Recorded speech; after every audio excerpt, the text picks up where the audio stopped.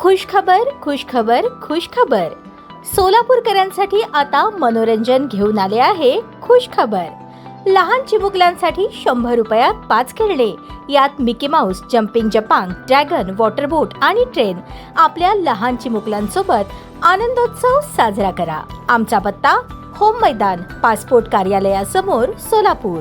मोहोळ तालुक्यातील लांबोटी परिसरात जनावरांच्या कथित अवैध खरेदी, विक्री व वाहतुकीबाबत मिळालेल्या माहितीच्या आधारे पोलिसांनी कारवाई करत 13 जनावरे जप्त केली आहेत. या प्रकरणी तिघांविरुद्ध गुन्हा दाखल करण्यात आला असून पुढील तपास सुरू आहे. हिंदवी सेनेच्या पदाधिकाऱ्यांनी दिलेल्या माहितीनुसार लांबोटी परिसरात काही जनावरांची विक्री कत्तलीसाठी करण्यात येणार असल्याचा संशय व्यक्त करण्यात आला होता. याबाबतची माहिती संघटनेच्या कार्यकर्त्यांनी वरिष्ठ पोलीस अधिकाऱ्यांना दिल्यानंतर पोलिसांनी पडताळणी प्रक्रिया सुरू केली. त्यानंतर पोलीस पथकाने संबंधित ठिकाणी छापा टाकला. कारवाई दरम्यान काही व्यक्तींनी घटनास्थळावरून पळ काढल्याचे सांगण्यात येत आहे. पोलिसांना तिथे 13 जनावरे आढळून आली. यामध्ये खोंड आणि गायींचा समावेश असल्याची माहिती देण्यात आली. सर्व जनावरे ताब्यात घेऊन त्यांना सुरक्षिततेच्या दृष्टीने हिप्परगा येथील तेजामृत गोशाळेत हलवण्यात आले. या प्रकरणी राम वाघमोडे, रावसाहेब वाघमोडे, रामभाऊ वाघमोडे यांच्या विरुद्ध गुन्हा दाखल करण्यात आल्याची माहिती पोलिसांकडून देण्यात आली. मात्र प्रकरणाचा तपास अद्याप सुरू असून न्यायालयीन प्रक्रियेनंतरच आरोपांची सत्यता निश्चित होणार आहे. हिंदवी सेनेचे पदाधिकारी सुधीर बहिरवाडे, लतेश हिरवे आणि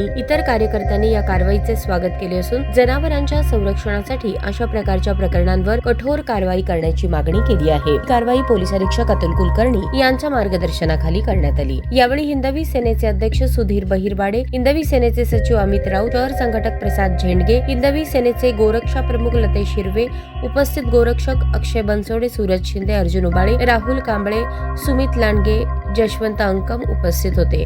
दरम्यान या कारवाईमुळे परिसरात चर्चेला उधाण आले असून पोलिसांकडून जनावरांच्या वाहतुकी संबंधित सर्व बाबींची सखोल चौकशी केली जात आहे. तपास अहवालानंतरच या प्रकरणातील नेमकी वस्तुस्थिती स्पष्ट होणार आहे. लांबोटी येथील काही नंदीवाले समाज आहे, म्हणजे त्यांनी त्या नंदीवाले समाजाचे असून सुद्धा त्यांना पूर्वी पूज्य मानलं होतं. घरापाशी आले तर त्यांचे पाया पडलं जात होतं, त्यांना भाकर दिली जात होती, त्यांना घरात बसवलं जात होतं. अशा समाज एक आता सध्या कसाईची एजंट झाले. म्हणजे जे काही आता कसाई काय करायला, आम्ही कसाई दिसले गाड्या पकडतो आणि त्यांना त्यांच्यावर कारवाई करतो म्हणून त्यांनी आज नंदीवाल्यांना जवळ करून त्यांना पैशाचा लोभ दाखवून सर्व गायी त्यांनी नंदीवाले त्यांच्या घरापर्यंत पोहोचवा लागलेत किंवा त्यांना कत्तलीसाठी जनावर आणून द्यायला लागले. आता परवा आम्ही लांबोटीमध्ये बकरीच्या वेळेला रेट टाकली होती, त्यावेळेला असंच पोलिसांना फसवून आम्ही असं विकत नाही तसं विकत नाही, खोटं सांगतेत करतेत म्हणून फसवले.